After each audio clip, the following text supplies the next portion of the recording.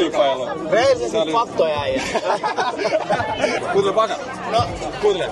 Mun kaveri soitti sulle joku about puoli vuotta sitten. Se oli silleen, että me treidataan nippusidet johonkin kalliimpaan. Sit sä annoit sille pipon. Muistatko sä? Ei oo totta. Tämän mä muistan. Eiks niin? Tää ei, mä otin samasta nyrkkeellä. Joo. Tää ei. Näytä paljon nyrkkeellä. Käyttäks te kumpi kanssa? Sun jälkeen. Tehdään tälleen. Tehdään tälleen. Ei, mä heitän tästä. Joo. Mä otan tää tästä. Niin tässä tapahtuu. Yhtäkkiä mulla on 2 mikkiä. Sulla on yhtäkkiä 2 mikkiä. Kuuntele, ensinnäkin tää ei käy treideissä. Joo, okei, mikki lähtee. Mulla on harmillisia uutisia sulle. Se, kenelle sä annat pipon siinä puhelussa, koska me kuultiin se puhelu, kaikki kuuli se puhelu, mistä puhuitte.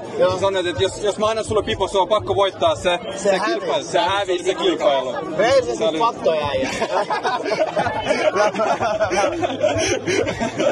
Mutta tää oli tupla emotion. Striimaatteko sitä? Joo, me ollaan Kikis tällä hetkellä liivassa. 205 katteja. 205, ostakaa, vittu, mieti. Ei kuuntele. Mä teen teille alennuskoodin nyt.